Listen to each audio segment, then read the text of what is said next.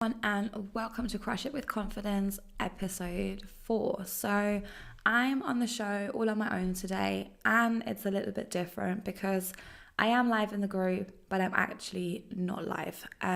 Because of my slightly unpredictable cough, I dosed myself up on meds and pre-recorded the session this morning.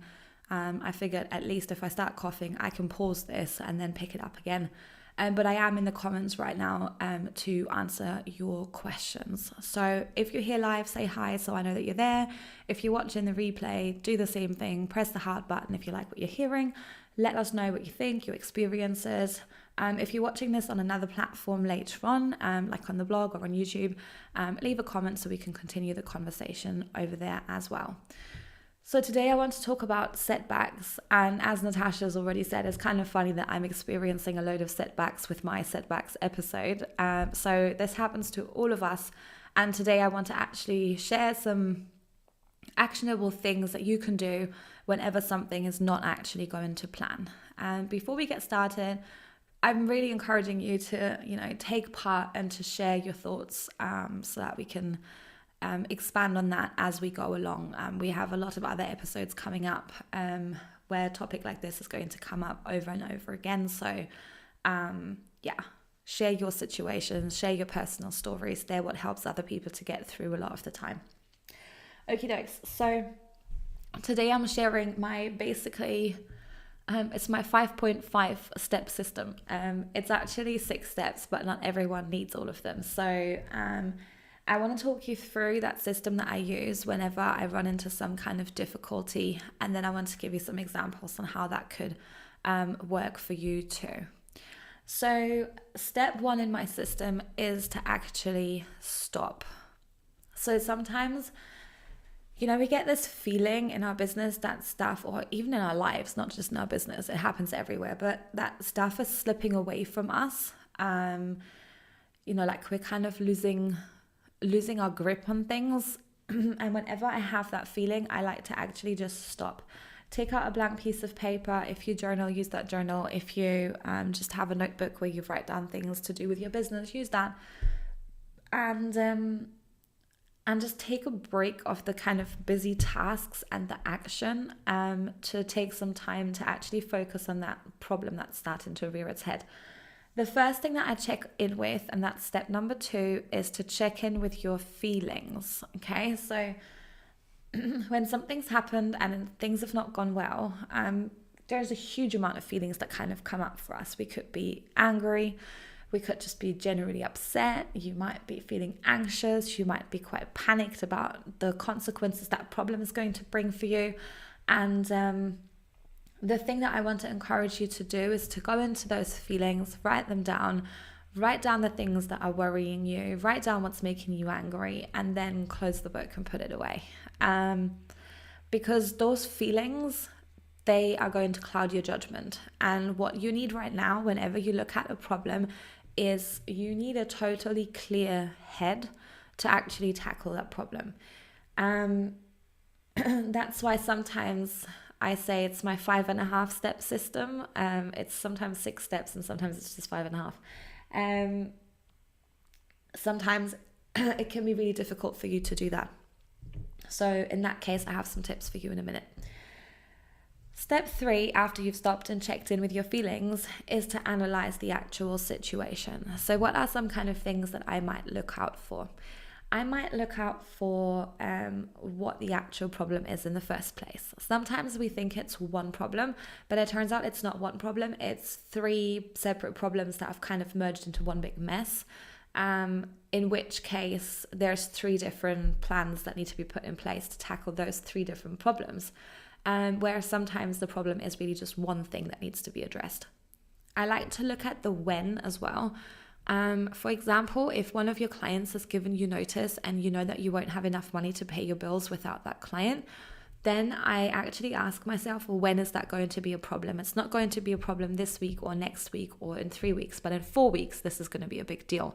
So I like to create a timeline for myself to be able to actually resolve that problem. So I know exactly what I'm dealing with. I also like to check in with why is that problem even appeared. So a client giving you notice, that's one thing. I mean, there's why have they given you notice? Okay, I'll leave that for now. What I want to focus at is why is this causing such a problem in my business? Have I not been taking on enough people? Have I not been putting money away in savings so I don't have to worry about that? What have I not done that would have kind of prevented this from happening? I like to do that now because I like to work on my long-term plans for where I want to get my business to, so these things don't keep happening to me. They're not going to help you to fix this problem immediately. That's a different plan. But you can start to say, okay, I'm just going to go into my bank and I'm going to take 20 quid a month and I'm just going to start putting that into my savings account.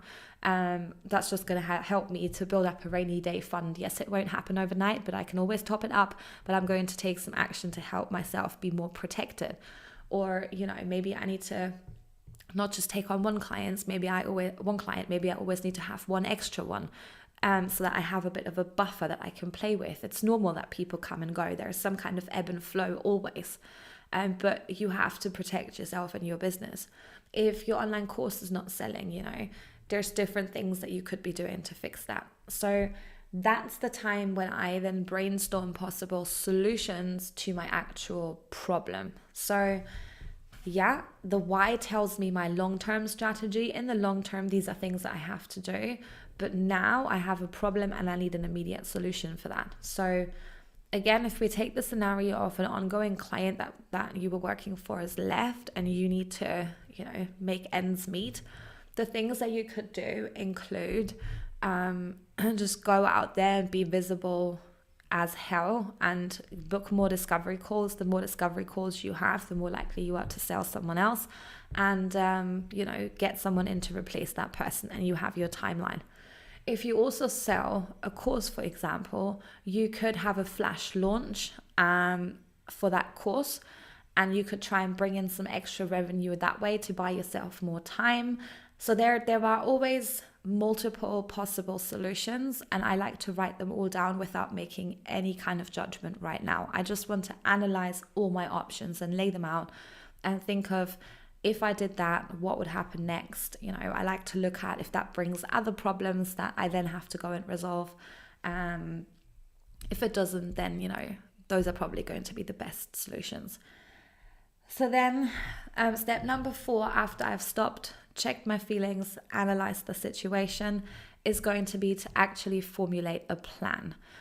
So I'm going to set some very specific goals, and we all know about SMART goals. They're specific, they're measurable, they're actionable, they're realistic, and they're time bound. So I'm going to say, in 7 days' time, I will have booked this number of discovery calls, because you can kind of gather, hey, if my closing rate on a call is 50% and I need one client, I need to have 2 calls. But just to be safe, I'm going to book 4. In case, my mindset isn't quite right and I'm kind of sending off the wrong vibe, or I have a bad day, or somebody's a no-show, I'm just going to book double the amount, and I'm going to aim to do that in the next 7 days.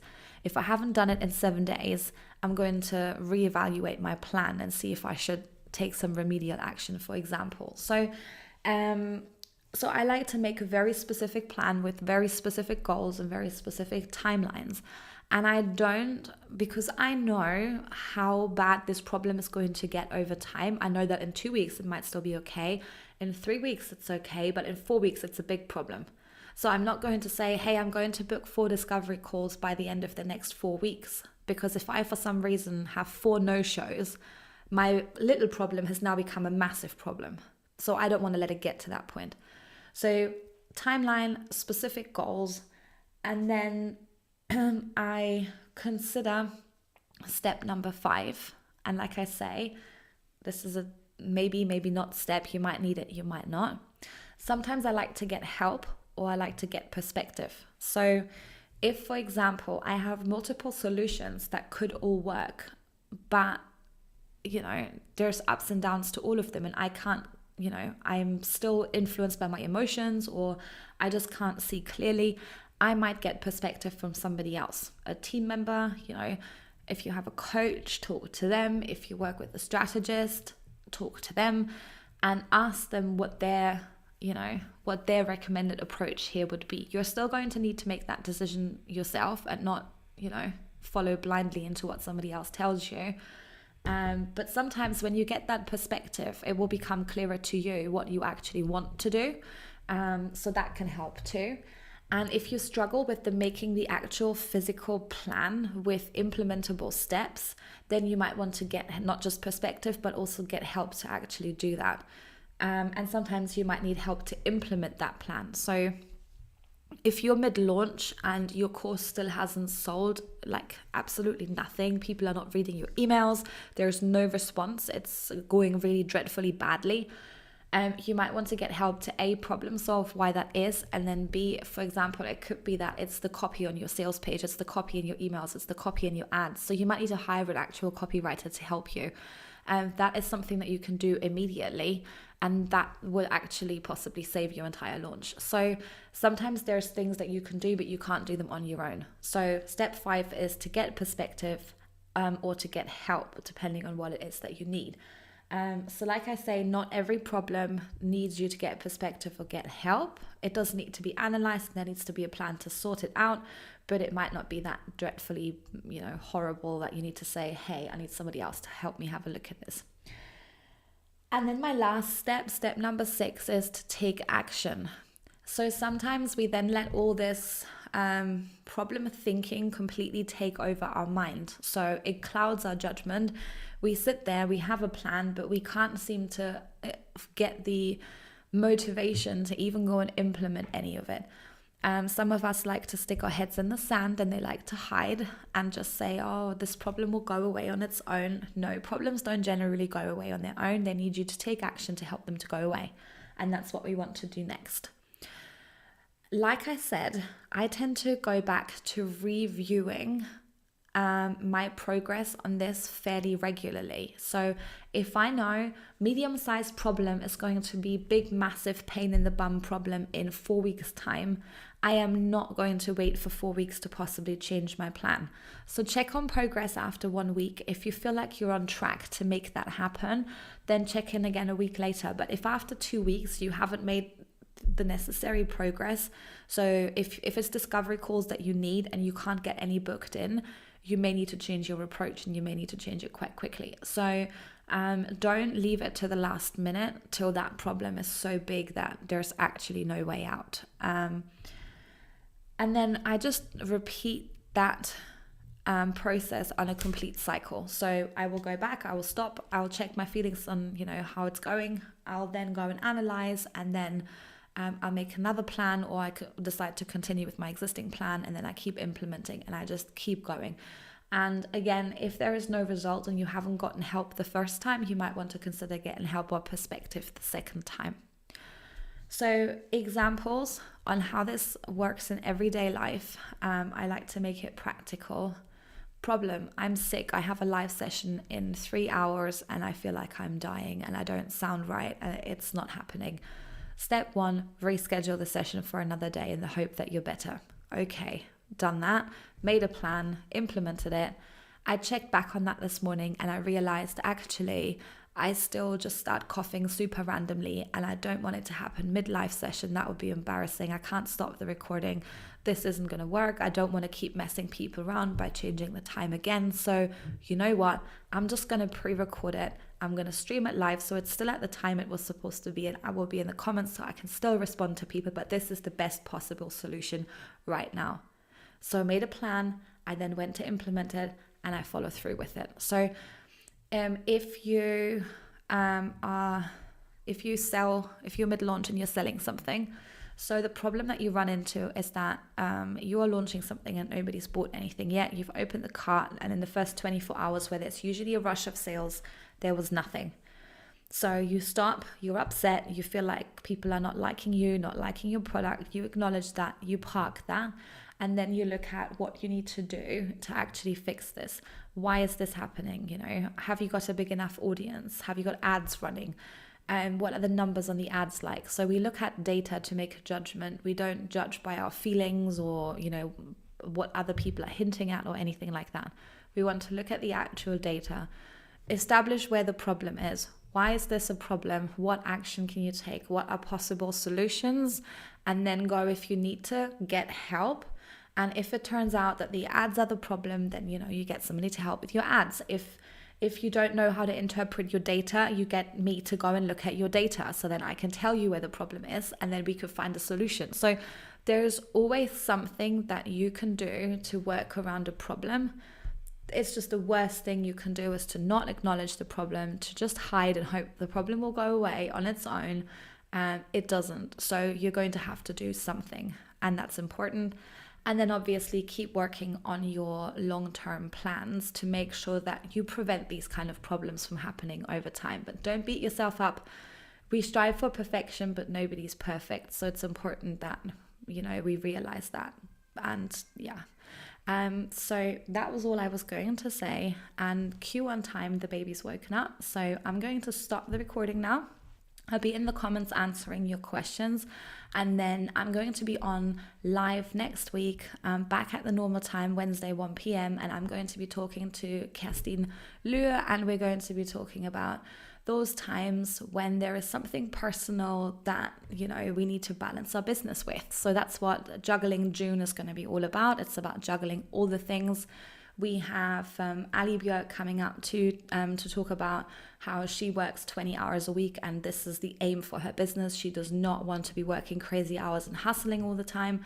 We've got Jessica Fernley coming up to talk about how she balances the business with her family, and the changes that she made. Some really interesting changes when she was expecting her second child. So yeah, it'd be really interesting to hear about her thinking behind that and what's important to her as priorities.